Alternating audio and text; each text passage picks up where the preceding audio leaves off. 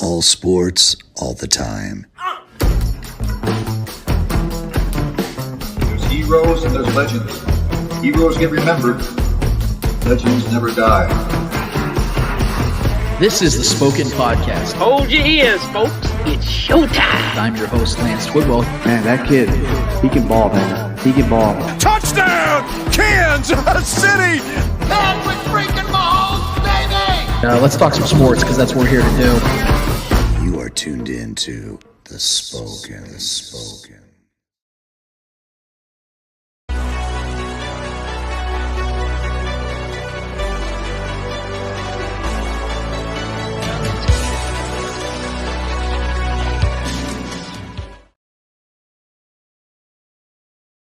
This is the Spoken Podcast. I'm your host, Lance Twidwell, here inside the Starcade Media Studios with my guy, Trevor Twidwell. What's good? Episode 231 is in full swing, full motion. We're so happy to be here with you and for you to be here with us. Whether you are live streaming, podcasting, or YouTube, we want to thank you so much for taking time to be with us in this time as we have another fun-filled show. A little bit more of a condensed episode this week because we're literally going to be leading you right into the Chiefs and Browns game, the third and final preseason game of the 2023 season, which means one thing, Trevor. Two things, actually. We're 1 week away from our annual prediction show. It's our fifth annual prediction show.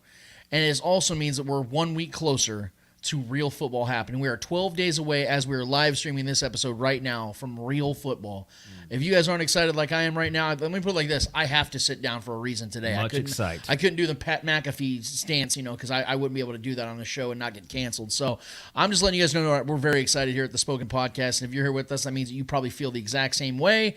You share the same belief. You share the same desire and passion for Chiefs football, for the NFL as a whole, but more in particular Chiefs football, because I'm sure a lot of you guys here are Chiefs fans. You guys want to sit here and either listen to what we have to say or ridicule what we have to say or join in on what we have to say. No matter what it is, hit us up on YouTube right now. If you've not already joined the live chat on YouTube, hit up on our YouTube channel, hit the subscribe button, the notification button. Also, if you want to hit the alert button, you can do that as well. But more importantly and most importantly, hit us up in the comments. Get in the chat right now while you can, because today of all days is the best day to do it. I just want to say shout out to Brian Parrott and Chief Concerns already in the chat. Already doing it. See, they're getting everybody warmed up. Our two most faithful viewers and contributors to the live stream have already been doing it. So let them lead by example and follow their example. Because like I said, today of all days, what's right. Yeah, do what's right. Do the responsible thing, but don't burn your casserole in the process, especially the breakfast casserole. Shout out to Brian Parrott. But today of all days is going to be the most interactive show for you guys, because the majority of the show, which is going to be roughly an hour long, because that leads right into game time for the Chiefs and Browns. We're going to get as many questions and many takes from you guys as possible. So this isn't going to be one of the normal shows where you have me yapping for the next 15, 20 minutes. Actually, what we're going to do is we're going to start the show off, because we have a ton of stuff to get to. Like I said, we're going to give you guys your platform, speak it. We're going to be handing out some L's. But to start the show off today, Trevor and I are going to give you our official 2023 Chiefs 53-man roster. We're going to give you guys literally every position, every player we think is going to make it at every position. And I don't want to waste any more time. Trevor, we're going to get right to this right now, because I think of all the years that we've been doing this show, and we've been doing 53-man roster predictions since the beginning, this was by far the toughest one for me. I was up the last 3 nights working on this thing, and I would take one piece off, I'd put one piece back on. I mean, there's so many opportunities for this, because this is a deep roster, guys. I will tell you. This team has a lot of talent. And to drop from, 94, 95 guys to 53 in one swing. A lot of battles going on. Yeah, you're losing half your roster essentially in one day. Yeah. So the Chiefs have some big decisions on their hands, guys. These will not be easy, but I want to get right to it, because then we're going to get right to you guys after we're done with these predictions.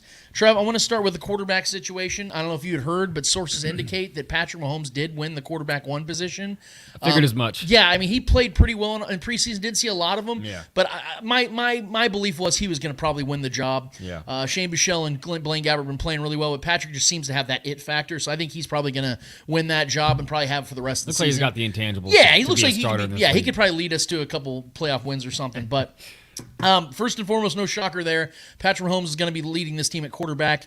Where the controversy does begin, I'm going to set it straight off. I believe Blaine Gabbert's going to be the backup quarterback for this team. I like Shane Buechele.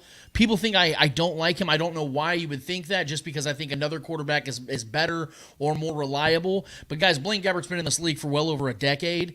He's a reliable asset. He was a backup to Tom Brady before he became a backup to Patrick Mahomes. That means there is trust. There is value there. He's a lot older than Shane Buechele. I believe he's like 8 years older than Shane, if I'm not mistaken. But the fact is, you want to have a guy like Chad Henne. Chad Henne's no longer there. Who better to go get to replace Chad Henne than the guy that replaced Chad Henne back in Jacksonville? So I think Blaine Gabbert's going to make this roster. I think Shane Buechele is going to end up somewhere else. This time, I don't think the Chiefs are going to stash him on the roster. I don't think they have the spots for it. I don't think they want to use the spot for it. So Shane Buechele will go into waiver mode, and I think that you're going to see him get picked up by another team, because I do believe he's good enough to be on an NFL roster clearly. He has shown that in preseason over the last 2 years, and I don't think the Chiefs are going to be able to have him clear waivers, end up on the practice squad. I would love that. I would love if Shane Buechele ended up on the practice squad, but also I'd love to see him get his shot to play for a franchise. He's just never really going to get that shot, even if he was to be the backup for Patrick Mahomes, barring some injury. He's never going to get an opportunity here. So I think that the Chiefs are going to go the veteran mode, and they're going to go with the guy that they brought in this offseason to be the backup of Patrick Mahomes, and I think it's going to be Blaine Gabbert. Sure, how's your quarterback room looking? I think the Chiefs are going to go with Patrick Mahomes to start, and they're going to go with the young upside quarterback at the backup. I think Shane Buechele won this, and I think they showed that by giving him the majority of the second-team snaps, or all of the second-team snaps in the second preseason game. And he played well. And I'm not going to say and you could tell it lit a fire under Gabbert's ass, too, to go out there and throw us a couple tutties as well, which he did. But Shane just does it in a better way to me, man. I think Shane's got more game. And I know you like the veteran thing, and that's been Andy Reid's MO, having a solid veteran guy like the Matt Moores, and the Chad Hennes, but I just think this is a different direction. I think Buechele has built chemistry with a lot of these younger guys that are that have been on the practice squad, and maybe the Justin Rosses, he's been probably throwing around with him a little bit more, and spent some time with these guys. And the backup position for Patrick Mahomes isn't technically something we always need to worry about. Granted, they have come in, and Chad Henne's had his big moments. Matt Moore had a couple moments, but very rarely do we ever have to truly worry about that. But I just like the upside of Buechele, and I like his game. I just like his game better. I didn't really like what I saw to Gabbert really that much. He was okay. He had a couple deep shots. One was to what's his name, Richie James, and one of the preseason games. I think the first preseason game he had a pretty deep shot to Richie James, and Richie James had to slow down and get it a little bit. But I mean, I just like the upside of Buechele, and I think he's got better legs. I think he has the ability to extend plays with his legs and look downfield and make throws downfield to guys. So my two quarterbacks are Buechele, and I think Gabbert, or my two quarterbacks are Patrick Mahomes and Buechele, and Gabbert to me loses out, and I think that's just fine moving forward with it. And then the running back position, it doesn't get any less controversial, because I think we know who the first couple guys are going to be. Obviously, Isaiah Pacheco is going to make this. He's now finally off the no contact list. He's no longer wearing the yellow jersey at practice. We know he's going to be running back one as long as he's healthy. Then we have Jerick McKinnon, who's going to be that pass protection / pass option for Patrick Mahomes out of the backfield. We know those two guys are about as safe as anybody on this roster. Yep. After that, though, I do believe, and I confidently stand by the fact that Clyde Edwards-Helaire will make this cut. He will make this team, because more so than anything else, getting work in the preseason. He's getting some. I even thought maybe they were showcasing him, but the more I thought about it, I think he's going to be a guy that early in the season they use a lot, because Isaiah Pacheco, they're going to work him into the season. Hopefully and we saw use him right. Well, yeah, and we saw Jerick McKinnon last year. It took 7, 8, 9 weeks for him to really become a part of the offense on a consistent basis, and then he took off. Yeah. He's an older veteran. I can see why the Chiefs want to do that. So their top two guys are safe, but they're also guys I think they're going to try to work into the offense as the season goes on, which leaves Clyde Edwards-Helaire. If he can stay healthy this year, and that's a big if, because the only real problem Clyde's had in his career has been availability. Otherwise, he's been productive. I know people don't like him, but I think it's only because of where the Chiefs got him in the draft. Not first-round productive, but productive. If he was a third or fourth round pick, people would love Clyde, for because sure. of the production he's had. I mean, he's scored a touchdown in literally 50% of his games, over 50% of his games. Mm-hmm. So I think Clyde's going to be a guy that gets utilized this season. I think he's going to shock a lot of people, because he's going to play at his best, because he knows this is his last shot to play at the top level, because wherever he goes after this will probably be a lesser team that plays more noon games and people don't pay attention as much, but he wants to get paid. He wants to go to another team and get a chance at running back one. So Clyde's going to make that third spot. Where I think the controversy starts is that fourth spot, which I do believe they will carry 4 running backs, primarily because Isaiah Pacheco's injury history right now, and Jerick McKinnon's, and quite frankly Clyde's. I think Deneric Prince is going to get this spot. I know LaMichael P. Ryan has been jumping the charts. A lot of people are jumping that bandwagon. He's an older running back. He's 25, whereas Deneric's, I think, 22, 23 now. Deneric is going to make this roster because of the fact that he's going to be a special teamer. I'm going to get to that in a second, but I do expect Deneric Prince to play a vital role in special teams. So that's why he's going to make this roster over LaMichael P. Ryan. Trevor, how do you see your running back room looking? Yeah, I see it a little different. Isaiah Pacheco is a solidified RB1. If there really is one in this offense, there really typically isn't outside of the Kareem Hunt days. With their Andy Reid offense, he tends to shuffle guys around and have guys with different roles. I think Pacheco could actually have a really big year this year. I think he's going to get a lot of work. I think he's a better pass catcher than people tend to believe. He kind of started showing that towards the end of the year. Yep. And I like Pacheco a lot this year. So for anybody who's playing fantasy, I think he's a sleeper. He's going a little too late in my opinion. The starting running back for the Chiefs is always a solid asset. Jerick McKinnon, obviously number 2, the most productive. I mean, as great as Pacheco was last year, coming on late and really being productive, no one was more productive in the backfield than Jerick McKinnon as far as efficiency and just absolute outrageous scoring rate.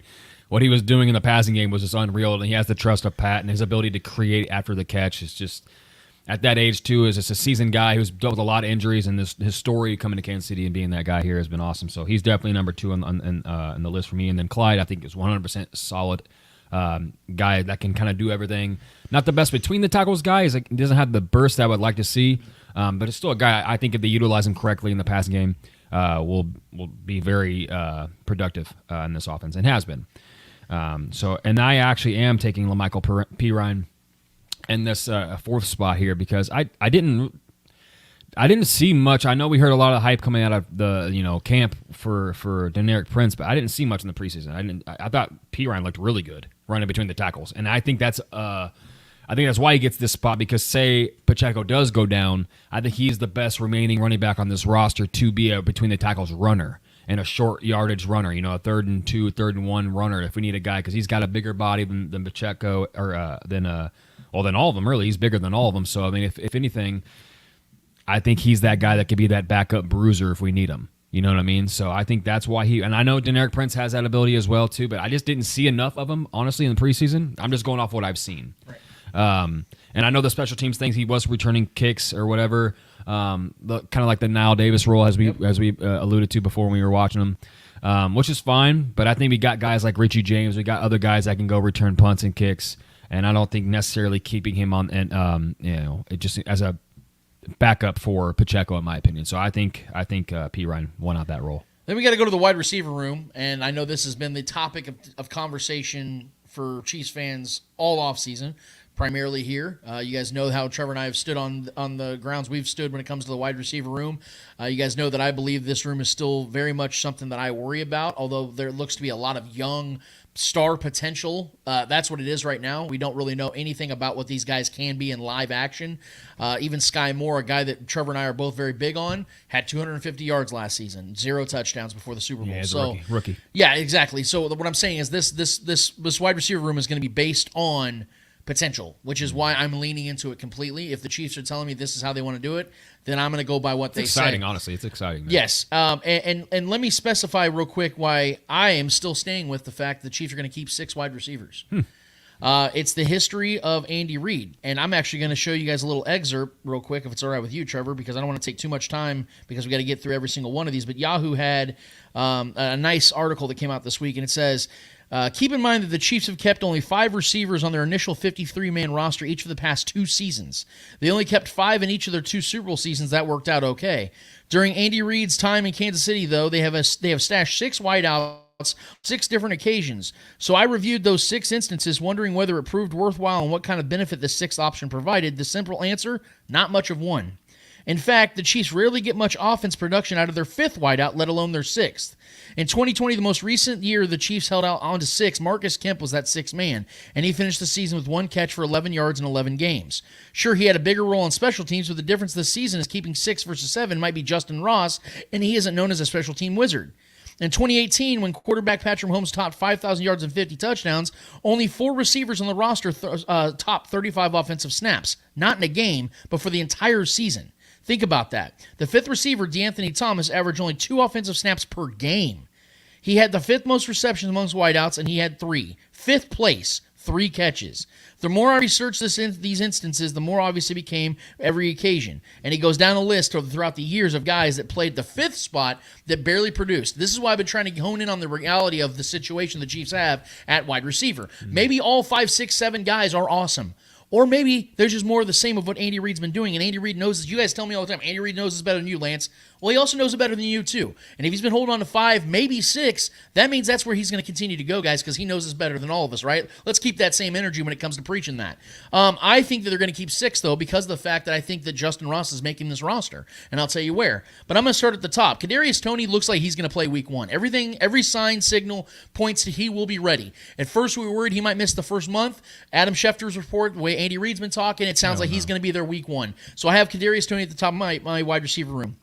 Then it's Sky Moore, MVS, Richie James, Rashee Rice, and that's right, Justin Ross. I know you guys are wondering, why isn't Justin Watson there? Because I think he's getting traded. I don't think that he's going to be on this roster. I think he's either getting traded or he's getting cut. I know that because he had the touchdown last week, even myself are thinking, oh, fuck, he's going to make this roster now. But if I'm looking at the historics of things and the way Andy Reid's kept 5 to 6 receivers every single year, and if I look at the way this wide receiver room is being built based upon young potential, why in the hell wouldn't Andy Reid lean in that completely? Justin Watson is not a good enough veteran to justify a spot in this rotation if Andy Reid's going to keep 5 to 6 receivers and it's built upon young potential. Justin Watson's not young, and he doesn't have a star potential. Lean in it completely. Go with the 6 guys that you got right there. Trevor, how do you see the wide receiver room shaping? Justin Watson also has very, very little trade value. But, I mean, if you want to go that route, that's fine. But I think context matters here.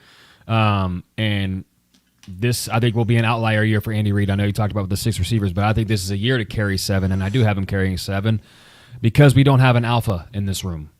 This is the first time in Andy Reid's tenure here as the Chiefs head coach that he doesn't have an alpha receiver in this room. Tyreek Hill, we didn't have to worry about carrying that many receivers because he was vulturing so much targets, taking so much percentage, and was getting most of the work in the volume in the wide receiver room. Juju was after him. Juju was an alpha receiver for this team. He led the team in receiving yards and was the guy. Now this year we have a bunch of young bucks. We got an aspiring young rookie here, and Rashee Rice, who's looks to be deadly after the catch. I still am tampering my expectations on him. But I do think he could have a solid production as a rookie this season due to opportunity. And I think a lot of these guys have opportunity, and I think we have to carry 7 this year because, and Justin Watson being one of the few guys that's left here that actually has the trust and has a lot of reps with Patrick Mahomes, and I don't think trading that away makes a lot of sense to me, personally, in my opinion. And I still think I think if there is going to be an alpha that arises to the top in this passing game, I think it is going to be Kadarius Toney. I think he's going to be the most productive as long as he stays healthy. And we can talk about the health, that's fine, but I'm not banking on him getting hurt. I'm looking at this as a full season projection. I think he's going to be the best. So I got Kadarius Toney, number 1. MVS, the field stretcher we need. And I think Sky Moore is going to have a really good year this year. So I got Sky Moore, Justin Watson, Rashee Rice, Richie James, and Justin Ross. I do have 7 receivers. And then the tight end position, I actually have stood by this just as much as I've stood by the wide receiver position. I've told you guys that I think the tight end and running back rooms are going to be just as vital in the pass game this year as the wide receiver room because of experience and, quite frankly, skill. I think the running back and tight end rooms are very skilled. I think they're very deep.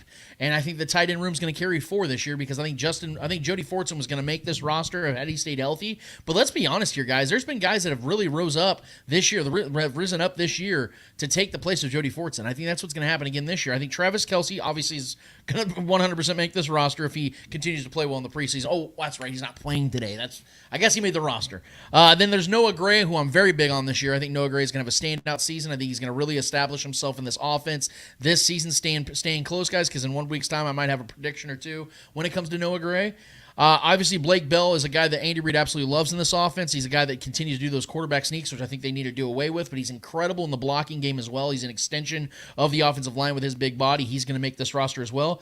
I also think Matt Bushman's going to make this roster because he is a good pass catcher. I've watched him in training camp very closely, and when given the opportunity, when Jody Fortson's been out with a shoulder injury, Matt Bushman has shown he's got reliable hands. And I think if you have a big presence, I think Matt Bushman's 6'3", 6'4", and he's a big body. If you have a big body receiver out there from the tight end position, you can stretch the field and get that 12, 13 personnel going. I think Andy Reid would be crazy not to have that kind of guy on this team. I think Matt Bushman's going to make this roster, Trevor. Your tight end room. Yeah, I'm actually only having us carrying 3. I think Blake Bell is the odd man out. I think he clears waivers and remains on the. I mean, think about it, man. He's getting up there in age. I mean, he's dealt with a couple big injuries the last couple seasons, and I know he's a trustworthy guy. But I think going with 3 here with Kelsey, Gray, and Bushman. Those are my 3 guys. I do think Blake Bell ends up on the practice squad. I think he clears waivers. I don't think anyone's out running out their front door to go get Blake Bell. But I do understand he's a good blocker, and we do have those trick plays or those sneak plays with him.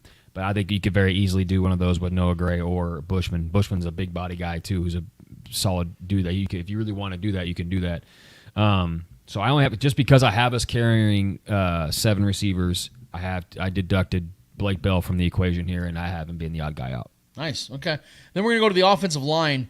I'm going to start at left tackle and work all the way down, Trevor, then you give me yours. I have the Chiefs holding on to 10 offensive linemen because I think Andy Reid, who's known for a head coach that very much values the interior presence of his team on both sides of the ball, I think they're going to hold on to as much depth as they possibly can. Most teams carry around 9, but I think the Chiefs hold on to 10, quite frankly, because of the fact that I think they have depth. And if Donovan Smith is playing the way he plays, then that adds so much more to the depth and takes away pressure of backups to have to come in and fill in for him or move Jawan Taylor from right to left. Any of those scenarios.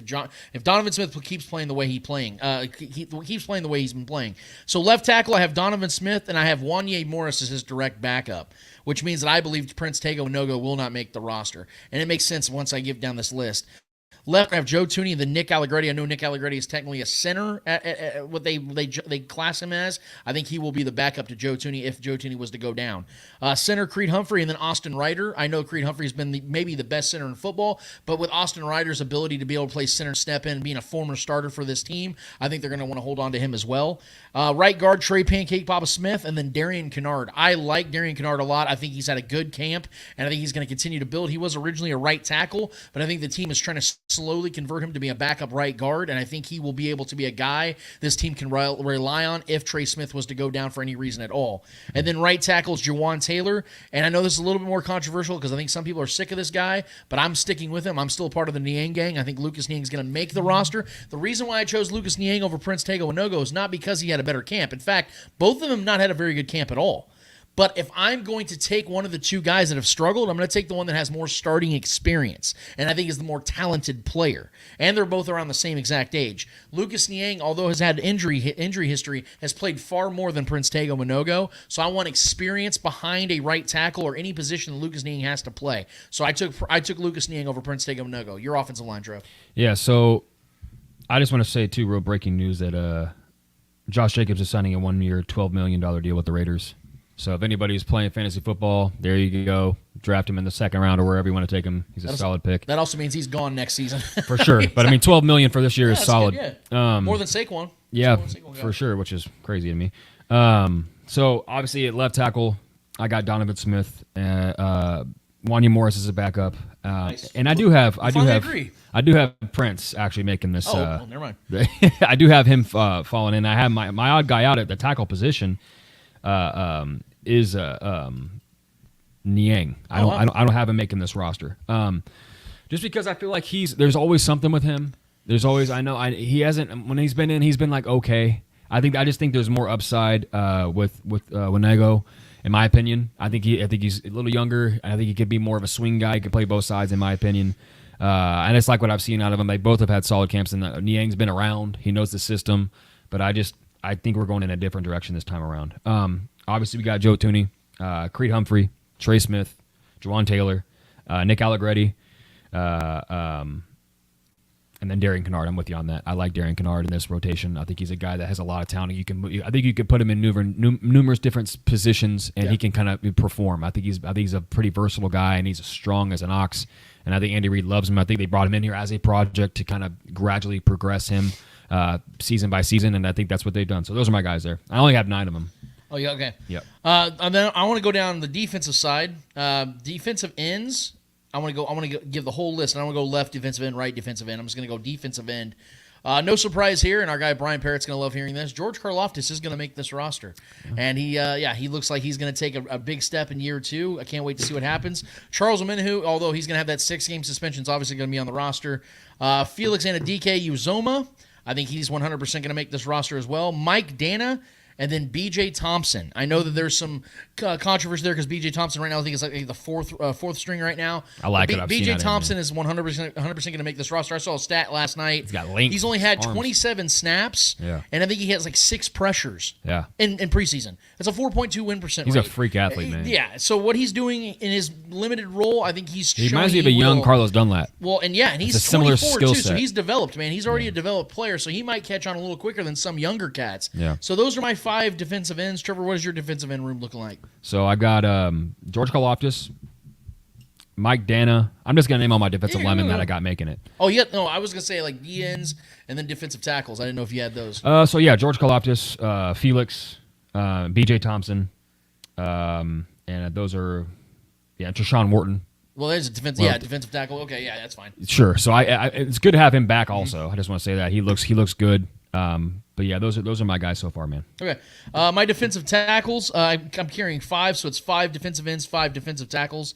Obviously, Chris Jones. I didn't start the show talking about Chris Jones on purpose because I think we've all developed our own opinions. We've all kind of stuck our feet in the sand as far as where we are on this whole thing, and I'm going to leave it there. But if you guys want to bring it up in the chat, feel free. You guys know I'm always willy-nilly to give my opinion on things, so we can do that. But he's going to make the roster, obviously. Then Derek Nottie, who's actually been struggling a lot in preseason and in camp. I still think he's going to make the roster because, quite frankly, the Chiefs just have to have him. Danny Shelton, I'm big on this year. I think that he's actually shown a lot of growth this year from one year to the next. Even though he's a veteran, I think he's 28, 29 years old. He's looked good in preseason. I think he's going to make this roster. Keandre Coburn, baby. I told you guys. And if you look at the roster, right now, he moved from the 3rd spot to the 2nd spot. I think Keandre is starting to develop, and he's going to make this roster as well. And as Trevor said, Turk Wharton is going to make this team as well. He's banged up. He's still coming back from that knee injury, but I do believe he's going to make the roster well because, quite frankly, the Chiefs need bodies at interior defensive line. Yep. So as many bodies as they can get, especially guys they trust that have been here for a few years, like a Turk Wharton, I think you're going to see him make the roster as well.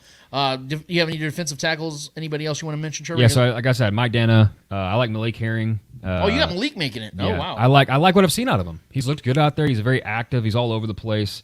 Obviously, Chris Jones, and Derek Nottie, Treshaun Wharton, Keandre Coburn, Danny Shelton, Matt Dickerson. I think Matt Dickerson sneaks into this roster. How many defensive linemen do you have making it? This is total defensive line as far as edge. Everybody, I have 10. Okay, so we both have 10. You Yeah. had names in there I didn't think were going to make the roster. That's interesting. I think there's some guys that are sneaking in there. I think Matt Dickerson has looked good. Just from what I've watched, even I know it's second, third guys out there on the field, but I mean, just those are the guys that I've seen active. Danny Shelton's been an absolute phenom out there, all over the place. Like what I've seen. Making tackles. And I like what I've seen. I think the aggression of Matt Dickerson is. I like what I've seen out of him. So I think he has a really good shot. He's performed well, and I think the eye test shows that. So. And then moving to maybe the deepest room outside of offensive line the Chiefs have is linebacker. Guys, I really like this room a lot. I know that a lot of people were hitting me up about the fact that Isaiah Simmons got traded for a 7th-round pick just a couple of days ago, and people were asking me why didn't the Chiefs do it. I mean, he's a hometown kid. He's talented. He hasn't been great so far in his career, but he's played for a horrendous franchise, so it makes sense. Maybe he just needed a change of scenery, and I think that's what's going to happen, and I really am excited for Isaiah Simmons moving forward. But I would have liked to have him, but guys, I'm going to be honest with you, this is one area in the team the Chiefs don't really need to add much depth to. Solid. I would definitely like to see them add interior defensive line, defensive edge, things like that. We can talk about those things, but linebacker, the Chiefs are one of the 3 best linebacking cores in the entire NFL. And my 4 linebackers that are going to make this team are Willie Gay Jr., Nick Bolton, Drew Tranquill, and Leo Chenal. And if Leo Chenal is the worst linebacker you have on your team, your linebacker core is very good because Leo Chenal has taken some massive strides since about the second half of last season on, and I'm really excited to see what he's going to do. Him and Drew Tranquill battling it out. Willie Gay at the will linebacker, and then obviously Nick Bolton solidifying the middle of the defense. I'm really excited about this linebacker room, and those are the 4 guys I have. I've got 5 linebackers. I like Nick Bolton, Drew Tranquill, Willie Gay, Leo Chenal, and I like Jack Cochran.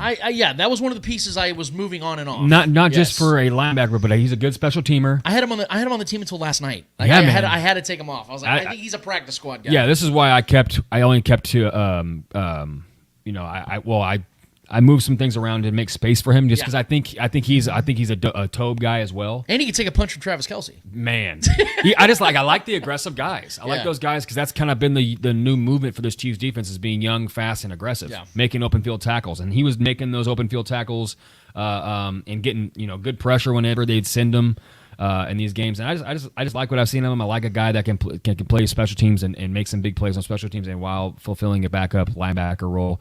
So I have Jack making the roster, man. And then when it comes to defensive backs, I have 5 corners and 5 safeties making this roster. My 5 corners are Trent McDuffie, L'Jarius Sneed, Joshua Williams, Jalen Watson, and Nick Jones. Nick motherfucking Jones. See, I know he's got the hand injury, but I think he's going to make this roster. I think they're going to be able to just have him in that big old hand boot, they have where they just wrap him up. Yeah, the big club, and he's going to play through it. I hope that's the case because Nick Jones has shown that this guy can be a man on this team. This draft class, man. I really hope Nick Jones makes this roster. I'm voting for him to make it. And then my safety room is Justin Reed, Brian Cook. You guys know I'm big on him this year. Mike Edwards, Shamari Connor, baby. I think he's going to have a big season as well, hopefully. And then Deion Bush. I think Deion Bush is going to play a lot of special teams, but I think they signed him back on that 1-year deal. I think he's good enough to make this roster and solidify the safety room and play, like I said, a lot of special teams and fill in for anybody that might be injured. Those are my 10 defensive backs. Trevor. Yeah, so obviously from the top, I got L'Jarius Sneed, Trent McDuffie, Jalen Watson, Joshua Williams, and Nick Jones. Safeties, I got Justin Reed, Brian Cook, Mike Edwards, and Shamari Connor, and that's why I stopped. Oh, so, okay, the only difference we have, you have 9 defensive backs? Yeah, and Shamari, man, if anything happens with L'Jarius this year, he goes down and misses any kind of time. It might have already happened. Shamari has looked so good. Yep. I know it's preseason, but he looks like a day one guy. So and I love my guy L'Jarius Sneed, but man, if anything goes down, I feel pretty good that when they're putting that position in the hands of Shamari Connor, it's like a mirror image out there. Yeah. So. Yeah. And then obviously punters and kickers, we have Tommy Townsend, Harrison Butker. I doubt you have any difference on that. Yeah. We obviously know that the long snapper is going to be James Winchester. Punt return is going to be Richie James. And then my kick return is going to be Deneric Prince. Again, that's why I have him on this roster, because I think that his skill set's going to be tuned over to that. He's going to be like that Nile Davis player, the big physical running. He actually can run pretty damn fast, too. He will be that kick returner along with Richie James. Richie James will be back there for kick returns as well. My IR stash, though, the guy to be watching for is Nico Remigio. Remigio. Yeah, I think that's how you say his name. Remigio, yeah.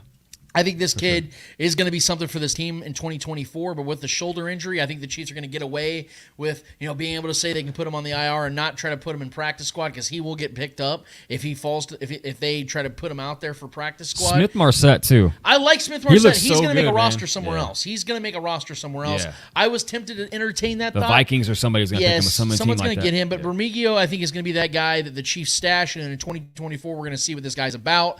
I really like the kid's skill set, and this could be a blessing in disguise for the Chiefs to be able to stash him on the IR and sit him down for a year, put him on ice, and get him ready for 2024. Trevor, anything else you see on that? Kick returns, punt returns, anything like that? Punt returns, I think Kadarius is going to do. I think could do a lot of that work as well. I think we've seen him be extremely. I would be pissed if they. I know, I get that, but we've seen how effective he can be, even in the biggest of games. In the Super Bowl, he had the longest punt return in Super Bowl history. This is a guy that can make people miss. I know it's a risky thing because you could get banged up, but I mean you could get banged up at any play, So I think we will see Kadarius Toney returning some punts this year. Sky Moore as well, as much as that's a scary thing. I think he got over those yips though last year when he had some good moments in the playoffs. And Richie James, I think, is our kickoff returner. I think he's a solid guy, a veteran that knows how to track the ball, knows how to let it go if he needs to let it go. He's been a part of some really good programs, knowledgeable guy, seasoned vet, and I think he's our legitimately day one kick returner. So. All right, well, let's get to you guys. It's the Speak It time. Know our 50-man projection predictions. Give us your guys, if you guys have time. Let us know who you have making the roster, which positions, how many players at each position. We'd love to hear that. Love to get that from you guys. But Trevor, if you have any questions, any takes, anything like that, let's get right to it, man. All right, so off the top, we got Chiefs concerns. Let's say MVS, James, Sky, Rice, Watson, Ross make it, and KT goes to IR. Not going to happen. Who gets the 7th wide receiver spot between ISM and Powell, or do you think they keep it as is? I think they keep it as is. I don't think the mentality of Andy Reid's changes regardless of what's going on with Toney. Let's say that Toney was to fall to the IR. Yeah. I still think that they keep 6 receivers. Again, I broke it down. Yahoo broke down exactly what I've been speaking all offseason. Andy Reid does not utilize 6-7 receivers. Yeah. It's just not there, guys. I think that he's going to have his context matters, though. I'm just going to say though, I think you're going to have your 3 or 4 wide receivers. receivers, then you're going to have a plethora of running back and tight end plays this year. I think of any year, because of the fact that you don't have a lot of proven commodities at wide receiver. I know we like a lot of these young guys, but that doesn't mean these guys are going to become something special this year as a fifth receiver or a sixth receiver. You have to look at this from a realistic There's only one way to find out. I'm saying, but you have to look at it from a realistic standpoint. As great as Patrick Mahomes is, he's only going to be throwing on a normal basis to 5 or 6 guys at most. Like, 11 guys caught a touchdown last year, but if you look at those 11 guys' numbers, most of those guys got like 5 to 10 receptions at best. Then you have your Travis Kelce, you have your Juju Smith-Schuster, you have your MVS, and then it goes down this line, and there's a massive drop-off. After MVS, look at the drop-off, dude. Look at Kadarius Toney had, 17 receptions? Sky Moore had 22 receptions? Well, that's unfair to Kadarius Toney. No, my point, though, is that Sky Moore played all 17 games and had 22 receptions. Yeah, he's a rookie. Right, and a lot of these guys are rookies. So what I'm saying is, are new to the system. Justin Ross isn't a rookie, but this is his first season. And if he makes the roster, you can't. This is why I've been trying to tell people. Everyone's expecting a start of Justin Ross. You can't do that yet. Well, no, I will say though, Rashee Rice, same thing, rookie. Sure, but the injury situation too to Kadarius Toney and possibly Justin Ross are worrisome. So I think having extra bodies, guys like Justin Watson, that can be a safety kind of blanket, a guy that has the trust of Patrick Mahomes to carry him into the roster as well. I think it makes a lot of sense. I think he's one of the few guys that has the trust of Pat. And I think that matters, man. I think context matters, and I think you adjust on the fly to whatever the situation is. And I think this situation this year, we need bodies at receiver because we don't have that alpha like we've always had here. Yeah. We've had Juju, we've had Tyreek owning that room. And now it's open. What would you say? It's up. Justin Watson was what? Wide receiver 4 last year? Wide receiver 5? Justin Watson?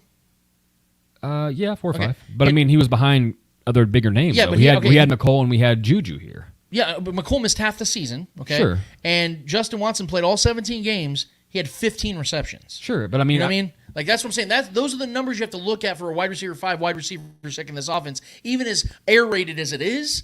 Again, Andy Reid and Patrick Mahomes love throwing to the running back. They love throwing to the tight end. Wide receiver 5 and 6 in this offense are not going to put up big numbers. It's not going to happen.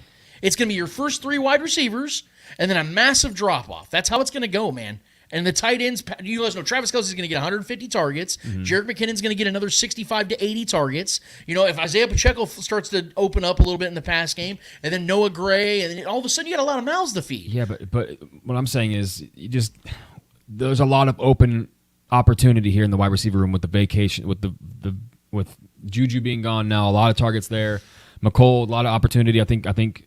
Guys like Richie James and guys like Kadarius Toney. Yeah, the wide receiver 2, wide receiver 3. Do those kinds of things. Yeah, I think, and I think Sky Moore is going to take that next step. I think we both agree. I have him leading this team in receptions as far as the wide receivers go. We'll get to there on our prediction shows and stuff, but I just think it makes sense to carry a little extra wide receiver depth here this year. So that's my opinion. You have your opinion, and it is what it is. But as far as ISM and Powell, no, those guys. Powell's a preseason stud that just remains on the practice squad. I like Powell, but I just don't ever see him getting a chance in real life action.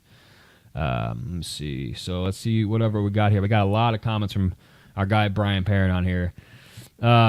He said, I feel Jones is the first order of business Monday morning or he misses the Lions game. How about y'all? Brian, you know how I've been feeling, man. I've been telling Trevor, I've been telling all you guys, I am emotionally and mentally prepared for Chris Jones to miss games this year. I'm not saying I want that. I'm not saying that Chris Jones wants that. I'm saying that this is what I've been seeing for a month now, guys, is that Chris Jones is not budging. Whether he's right or wrong, whether the Chiefs are right or wrong, they have not come to a conclusion here. They have not come to an agreement. And I don't think that Chris Jones is going to just say, you know what, okay, you win. No, I think he, for better or worse, this is the stance he's made, and I think that some of the influences coming from the Katz brothers, who are a very inexperienced agency. They're trying to make as much money off of Chris Jones, who's clearly their meal ticket, because I think they only represent 7 or 8 other players in the entire NFL, and like half of them are on the Chiefs. I think that you look at it, they know that Chris Jones is going to bankroll them, and if they can get a big payday out of the Chiefs, that's going to set them up for success later on down the road with future clients. And so this has gotten ugly unlike anything we had expected or anticipated. And I don't think that Chris Jones is just going to walk in the door and say, okay, I'm going to play on what you guys think I should make. I'm just going to take less. No, I think he really wants what he wants, and he's going to get that or not. And the Chiefs just – but like our guy Mark Gunnels was saying last night about how his scenario is, let Chris Jones just play in this final year and then trade him and try to get like the Bears pick. First of all, it's not that simple. Because first of all, the Chiefs have to open up cap space. And this is the only true way to make that happen. Sure, you can kick Joe Thuney and Travis Kelce's money down the line and open up $8 million, $9 million. Do you really want to do that with aging veterans? Probably not. So what do you do, Trevor? You open up that money for guys like IR. You have to start accounting for everybody that's on this roster, and the Chiefs are already in the red. So they have to make this happen, and Chris Jones knows this, and this is why I've been telling people all along, the man's got leverage. Because he knows the defensive line is nowhere near as good as it is without him. The defense as a whole is nowhere near as good without him. And the fact that he knows that financially they need him to get this agreement done. So Chris Jones, I think it's going to happen, but I do believe if it doesn't, I do believe there is a chance he doesn't play week 1 and beyond. Yeah, well, I got a whole lot I can say about that, but I just feel like as far as Chris Jones goes, in order for him to have leverage, he's hoping the Chiefs lose. Because he needs the Chiefs to struggle when he's not on the field to make his point. So that's where it rubs me the wrong way, is if he's going to go out there and choose to miss games, and not only miss games but miss out on money, which is what he's wanting, but ironically he's willing to sacrifice some, he's hoping the Chiefs struggle and possibly lose in order to make a point. I just don't like that. I personally don't like that. I feel like if you want to be a part of this team and you want to continue this and you want to be a Chief for life, go out there and showcase what you do, because you are currently under contract, my guy. You signed that paper as a grown-ass man. So if you want the Chiefs to go out there and struggle to make a point, cool. You better hope we lose, because if we go out there and we start 3-0 and you miss the first 3 games of the season, your leverage is absolutely gone. So that's my take on Chris Jones. We got another question here. We have a quote here from, or a statement here from Chief Concerns. I'm not a Watson guy, so totally fine with trading him for anything. Absolutely. He's making this roster, guys. Sorry. Let's see. We got Noah in here. Says Juju, McColl, and KT went down in the AFC champ game, and Marcus Kemp had to go and play snaps. We need extra wide receiver bodies. I agree, Noah. I agree with that. Let's see. Well, hold on. How many receivers did the Chiefs have last year? Well, he's saying, but Kemp had to come in. Right. That's what he's saying. No one's disagreeing with that. Yeah. Well, but I mean, we do need. It's not like I'm saying the Chiefs need to hold on to 4 Kemp is no receivers. longer on this team, so having another guy and bringing in possibly 6 or 7. I have the Chiefs holding on to 6. Yeah. That's what they had last year. Okay. Or Yeah. they had 5 last year, actually. But I mean, what I think he's trying to get to is Juju, McColl are not here. KT is at injury risk, right? So Yes. if we already don't have 2 of those guys in that list. Right. So if KT goes down, now we're depending on Sky Moore and possibly Rashee Rice. We do need to have a guy like, I think, Justin Watson as a reliability asset with Mahomes, has the trust of Mahomes, and then carrying what did Justin Watson do for the team in the playoffs? He didn't have to, because he was further down the list, because we had other guys that were reliable. But Marcus Kemp did something. That kind of helps how my important is point. Justin Watson to this roster if Marcus Kemp is making plays in the AFC Championship and Justin Watson was nowhere to be seen? But I'm saying that other guys that we had to call upon made plays when we needed them to, because we had that depth at that position. And other guys went down. We didn't have McColl at those times. Other guys stepped up. So I think having absolute depth, especially in a year where you don't have a true alpha yet, I think Kadarius Toney will be that guy at the end of the year, most productive receiver as far as touchdowns goes. But I don't know. I think it's definitely, I see both sides of that argument to why you think the track record shows what it is, and Andy Reid tends to be a creature of habit on almost everything he does. He tends to always do the same thing, except for drafting Clyde and not utilizing his skill set for some reason. It's something he did his whole career. See, Noah, the Cats Bros are not fun to deal with. Experience with both. Oh, I didn't know. I've only heard bad things. I'm gonna be honest with you. Well, if we're being honest, how the hell did Chris Jones sign with these guys? Do you know the other players that they represent? A bunch of nobodies. And they've made nothing. They're waiting for Chris Jones to get this so he can. That's why that's another thing that rubs me the wrong way. Is it feels like they're giving him terrible advice, and that's why I don't like the way he's gone about. And this is the thing, and maybe it's my fault. It feels like he's just trying to chase the money, and I get it. But he should, absolutely should. Every veteran player should chase the money. Who is it for? My point though is yes, because he's got it apparently. Everybody, I know that I probably don't do myself any favors the way I present my takes, it makes it sound like I'm all on Chris Jones' side. Trust me when I say no. Because if the Katz brothers are not even, like Andy Reid, if this is true about them not communicating, that is 100% on the Katz brothers. Right. They need to communicate with the Chiefs. They need to figure this shit out. So trust me when I say, as much as I am pro get the money, Chris, and the Chiefs need to pay him, as much as I'm on that side, I still believe the Katz brothers got to meet them halfway. That's half the battle here, is meeting them halfway. So the Katz brothers are 100% dropping the bag. Feels like a while trying to meal get the bag. ticket. This is a meal ticket situation Trust for me, them. it's a 50-50 thing here, man. Yeah. So I don't know. There's a lot to go on with that. And this is the last statement I have right here from our guy Brian Parrott. None other questions at the moment. But ain't no way in hell he puts up 15.5 again. Veach will cite 12 sacks as a downturn guaranteed. It's now or never. CJ shouldn't be penalized for 12 sacks. It makes perfect sense.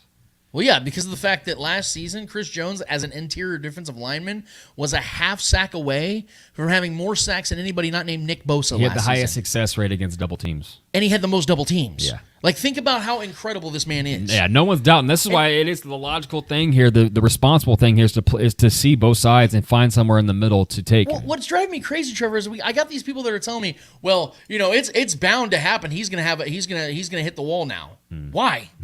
Like, if you definitely look, not. Like, Chris Jones is putting himself in the upper echelon of the greatest interior defensive lineman of all time. Yeah. And if you look at some of the greatest of all time, they played well into their year 12, year 13, year 14. A lot of them did, because a lot of them stayed healthy.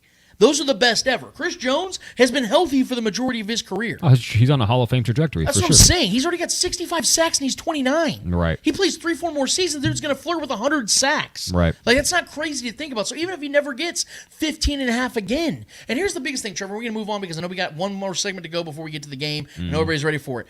But, Trevor, here's the funny thing about it. People talk about how, Chris Jones only has 2 career sacks in the postseason. Do you guys understand 2 things? There's so much more to it than just that. Yeah. One, you're playing the best of the best in the playoffs, which means you're going to be facing better offensive lines on a more normal basis. 2, what did we just talk about, how he gets all these double teams? Why do you think it's any coincidence that Frank Clark is one of the greatest sack men of all time in the NFL history, and it all started to accumulate while he played for Kansas City? Why do you think that was? Because he was facing one-on-ones while Chris Jones was getting double teamed. Yeah. If Chris Jones had the opportunities Frank Clark had, you don't think he's got 18 sacks in the postseason? Like, you don't think he's up there with Willie McGinnis? Of course he would be. And you don't think his absence or presence affects the production of the cornerbacks and safeties? That's what I'm saying. Yeah. Like, It's guys, pressures. And then the one opportunity he gets against a Bengals offensive line that couldn't double team, and what's he do? He has the game of his life. Sacks Joe Burrow twice, gets 2 pass deflections, gets a bunch of quarterback pressures, does the play of the game on that 3rd and 8 with 40-some seconds left in the game. Like, he won that game for the Chiefs. The Chiefs scored 23 points in that game. He cost us the Colts game, man. Fuck Chris Jones. He cost us the Colts game. I just want to know what he said to Matt Ryan, damn it. Yeah, no, we need that mic'd up. We do have one more comment though from Noah to kind of follow up his Katz Brothers take. One Katz bro promised us Chris Jones, who was interested in interviewing for our SEC football documentary, and then he ghosted us. The other Katz bro ran us down and told us not to share a simple picture we took with Byron Pringle this offseason, who they represent. Oh yeah, they do represent Byron Pringle. Big time stud. You know what else they call cats, right? So I think what Noah's trying to get to is just the kind of maybe lack of integrity on their end. That's pretty shitty, man. Yeah, I feel like I don't know why nobody hustles like Noah and Clint, man. And for those guys not to be able to get their opportunity, facts. That's bullshit, man. It's just strange that Katz is what he chose. Chris Jones is a top tier player in the league. I feel like he kind of got the best of the best. Yeah, I don't know, strange, but that's all we got, man. So I mean, awesome. Well, hey, we appreciate you guys. Like I said, it's a little bit more of a sped through show today because, like I said, Chiefs play at noon. We wanted to get a show in today, get some interaction with you guys. Keep hitting us up in the chats, and we will comment back to you guys whether we're live or not. And hit the subscribe button, hit the notification button. But Trevor, in the meantime, we have one more order of business to get to, and then it's kickoff. What is it called, Trevor? Hold this L. Each and every episode, we finish off every episode with a series of L's in the world of sports. Whether those L's are friendly L's or not so friendly L's in the world of sports, we promise you, who's ever holding those L's in the world of sports deserve those L's in the world of sports. Trevor Twidwell, who's holding the L for you this week? Well, the host of this show is going to hold an L today. Oh, shit. Some of you may know, most of you should know. The news came out yesterday that highly touted, highly talented quarterback in the first 3 picks, I believe, a couple years ago, Trey Lance was drafted to the 49ers. Was expected to be the next guy for the 49ers in that system over there, with his athleticism and his high upside and his ability to extend plays with his legs, and have a successful deep ball accuracy. Was just recently traded to the Cowboys for, was it a 4th-round pick? Yeah. I think compensation was a Valuable 4th-round pick. 4th-round pick. Yeah, when he was drafted top 3. Yeah. And the Niners not only drafted him top 3, they traded up to go get him at that spot. Numerous picks, and he couldn't even beat out Sam Darnold for the 2nd spot behind Brock Purdy, who was the last pick of the draft.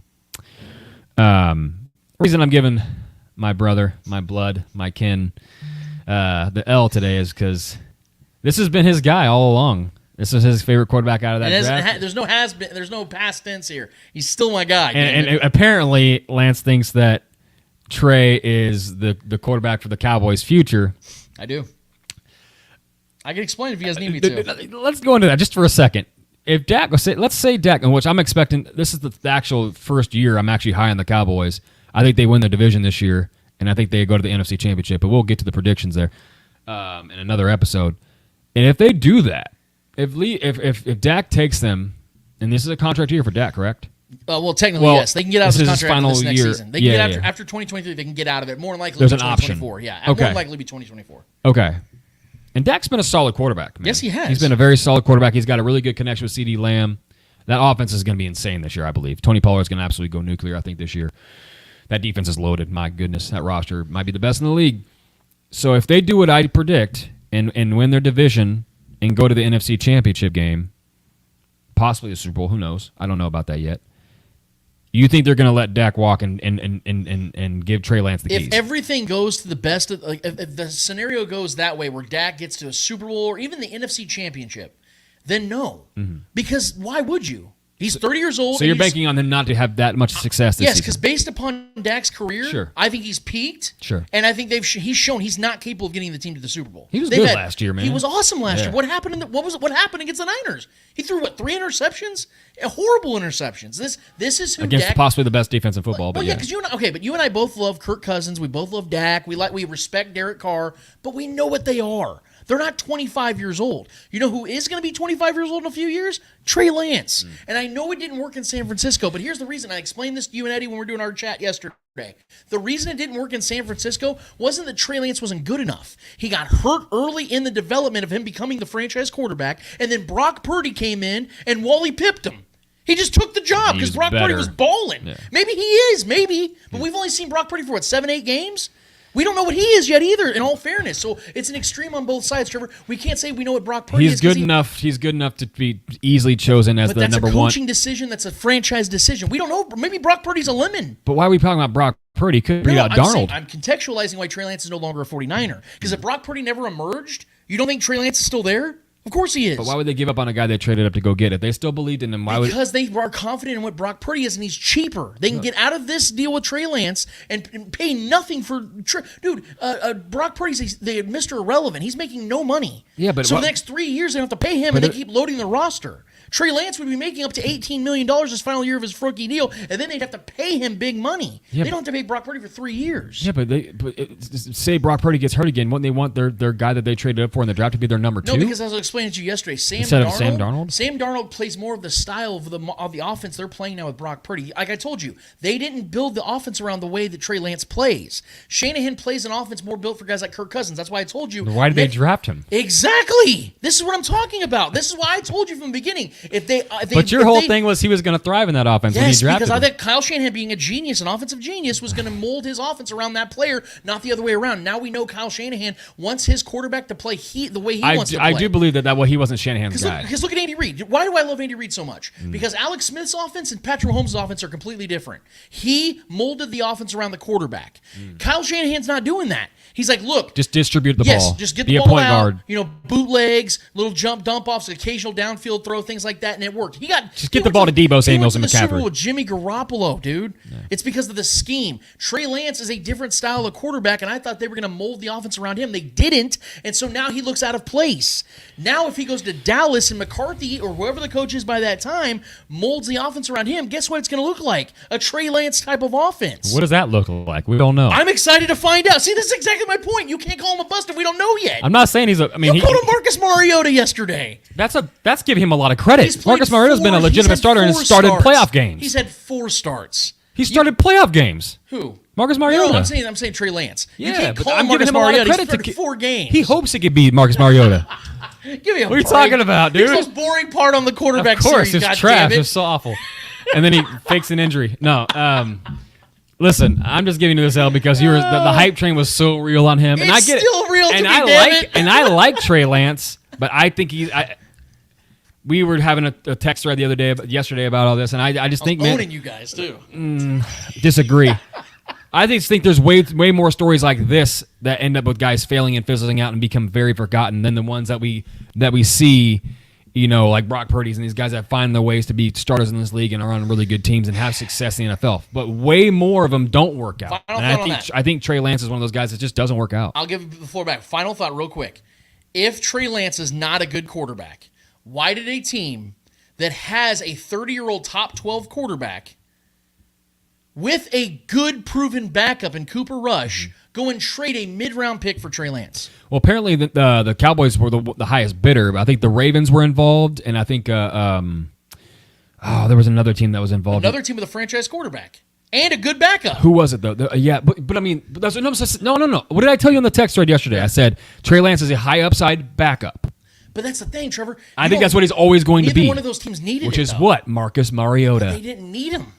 The Ravens don't need Trey Lance, neither do the Cowboys. They don't. Okay, but I mean, you take out Huntley as the backup in Baltimore and you put in Trey Lance. It's not that much different. It's a high upside backup that has legs. That's what I'm saying. Why did they get Trey Lance? But if that's all he's going to be, that's absolutely a bust. He was the third overall pick. Why did you get more of the same thing than if you already have Huntley? You know what I'm saying? In the scenario the Ravens get him. He's younger. He has probably He's more. like 25 years old. More upside. Yeah, I'm just saying. he's Like, younger. I'm just saying though. Like you don't have to. My point is, what I'm making is a 4th round pick is not nothing.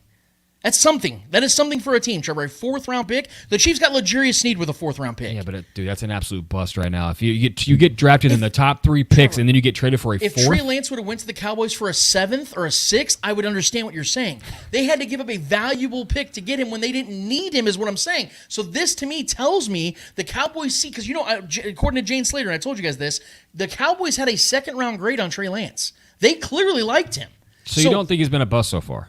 He hasn't played enough to be a bust. Trevor, like I told you guys yesterday, Jamarcus Russell had 26 starts. Jake Locker had 23 starts. Brian Leaf had 21 starts. Those guys played so much more than what Trey Lance has. He has 4 starts. You can't call him a bust.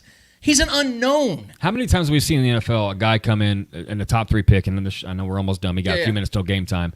That come in and have massive injuries back to back, 2 consecutive pretty big injuries. Sure. And hasn't really performed well or looked that great when on the field and healthy. Looked okay. Well, okay, let's be honest. He wasn't that great. Okay, the first game of last season was a torrential downpour where neither team could throw Sure, the ball. That game was ugly. And then game 2, in the first drive, he snaps his ankle. But, so we've not seen him enough. But back to my point, how many times, I know we can have optimism for him, but how many times have we seen guys that were highly touted or possibly come in and have massive injuries and then all of a sudden become like an elite starting quarterback in the league or a top-tier quarterback starting in the league? If he had like ligament damages and things like that, I would agree with you because those are things you usually can't overcome. Even serious injuries. We don't ever see quarterbacks that go through that and then all of a sudden become something. The Kurt Warner situation, he was bagging groceries and stuff. That was different. He was a talent. His story is an outlier. Okay, what I'm saying is I'm not more focused. I don't think those injuries are because like you always talk about tissue issues. Like those are things you have to worry about because those feel like they're kind of like genetically imposed. Yeah. Ankle injury is a freak injury. I don't think that's going to be repeated because Dak Prescott had a freak ankle injury a couple of years ago. I would say two is maybe the best example because Tua is still a solid, really good quarterback in the league when healthy, and he had injuries coming into the league and it's sustained some massive ones already being in the league, and he's still a top tier in my mind. When he's healthy, he's up there. He throws easily top 15. Crazy numbers last year when he was healthy. I just don't know that there's not really any real examples of guys going through that's this early on in their career and then becoming like a stud quarterback. It just doesn't really happen, man. Like I told you last night, not to compare them to Hall of Famers, but we saw the struggles from Hall of Famers like Peyton Manning have 100 interceptions in his first 5 seasons. and ended up becoming arguably the greatest quarterback we've ever seen. Yeah, but he was. I'm just saying, man, struggles happen early in careers. Even the greatest of all time have done that. Tom Brady was an average at best quarterback for the first 6-7 years of his career, and he already had 3 Super Bowl rings. I mean, and back to the point of the Ravens trying to go after him, and then the Cowboys getting him eventually. Those are 2 guys I think have solidified starters. They're not looking for a guy that can Wally Pip them. Aren't you supposed to be giving me an L by now? What the hell, man? They're not looking for a guy to Wally Pip them. They're looking for a backup, and that's what he's going to be for the rest of his career, in my mind, unless he gets some chances and somebody gets hurt ahead of him. That's it. Lance Twidwell, do me a solid favor and hold this L. I appreciate it. I'm going to give a W real quick to our guys at Starcade Media, and in particular at Arrowhead Allies with our guy Shaggy Shane Williams, Brian B. Shinen, and guy Michael Matthew. They did an incredible thing this week. That's something that we've been able to do at this show as well. A good friend of ours we like to consider a great friend is Pat Mahomes Sr. They got him on the show this last week. It was an awesome episode. I hope Silky you guys go and check out the episode. If you can, go to Arrowhead Allies or just go to Starcade Media. You'll find it on the YouTube channel. Awesome interview. They got a lot of great questions in, and I'm just proud of those guys for doing what they're doing. I'm proud to be a part of what they did. So there's a W to Pat Mahomes Sr. and Starcade Media Arrowhead Allies for getting that thing going right before the season tops off. My L is actually going to go to my guy Colin Cowherd. It's nothing too big, too particular, but I always love when you can tell when the national media guys don't even hear what they say. So the NFC is wide open. So wide open that now we're starting to put NFC teams in the AFC, apparently, because Colin Cowherd decided to put Geno Smith and the Seahawks in the AFC. I'll give you guys this little snippet real quick.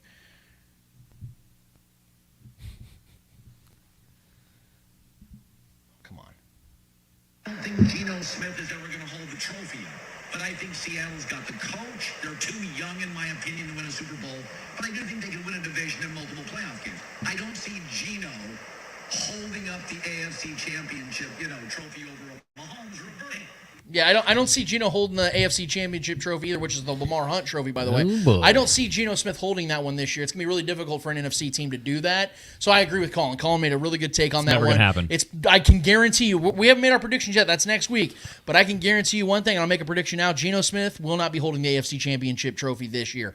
But that's where I want to leave it, Trevor, because Colin Cowherd's going to do me a solid right now. And hold this L. We appreciate you guys. It's been a fun-filled show. It's been a fast-paced show, but it's been a blast. The Chiefs are about to kick off right now as we've been live streaming this. I hope you guys had a blast. I hope you had fun. We will be back here in 1 week's time to give you guys the most important show of the season, the 5th annual The Spoken Podcast 2023 NFL Prediction Show, where we give you guys every breakdown of every team, every division, how we see the playoffs going, who's winning the Super Bowl, all of it.